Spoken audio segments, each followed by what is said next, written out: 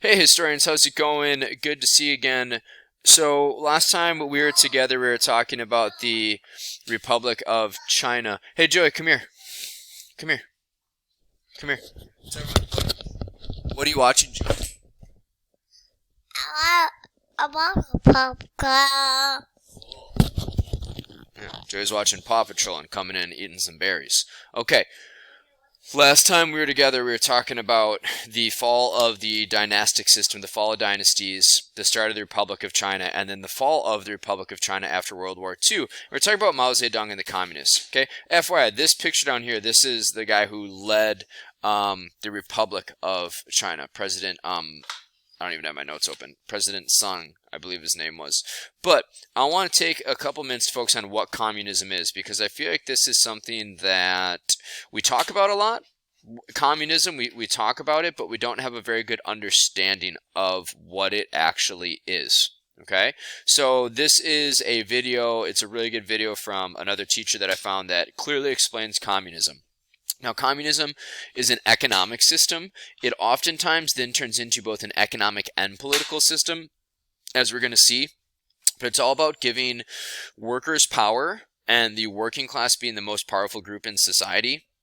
And it's all about creating a classless society. That's the big focus. So as we watch this little 4-minute video, what I want you to take notes on and focus on are what are the goals of communism? How does this classless society actually work? Okay, so that's your focus. Don't worry too much about names like Karl Marx or Lenin or the Bolsheviks, anything like that. Instead, focus on what are the goals of communism.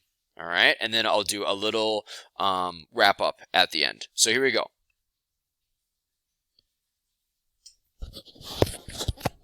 For many years, communism was the dominant economic system used in many countries across Eastern Europe and Asia. But what is communism? How did it get started? The modern idea of communism was first proposed by German philosophers Karl Marx and Friedrich Engels. Together, they wrote a short book known as the Communist Manifesto. In it, they suggested that someday the working class, known as the proletariat, would rise up and overthrow their wealthy employers.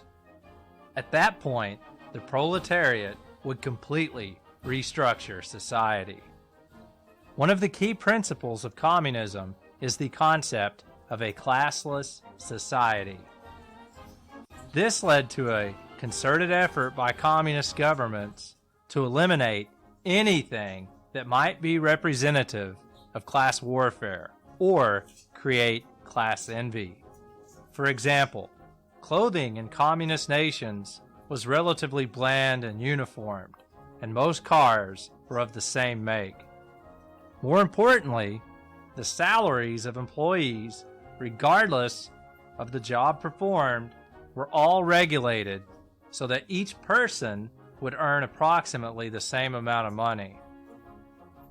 The eventual goal of this classless society would be a state in which there was no currency at all, and the government provided food, clothing, and shelter to citizens in equal amounts.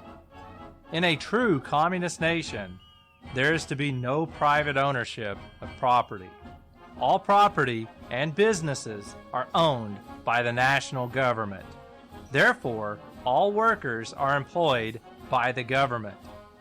This would also mean that the state controlled all means of producing goods and services, thus allowing the government to control the distribution of those products.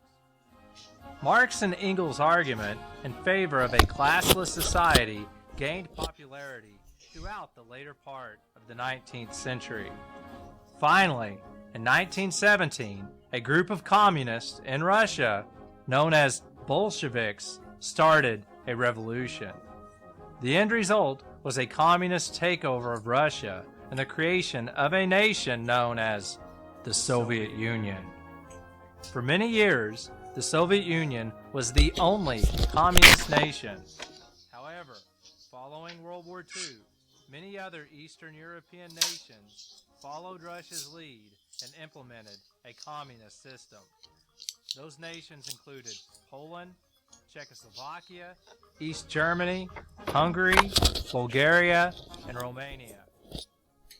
Throughout the 1940s, 50s, and 60s, many Asian nations, such as China and North Korea, also adopted communism. At one point, what came to be known as the Cold War era, a full 1/4 of the world's population lived under some type of communist rule.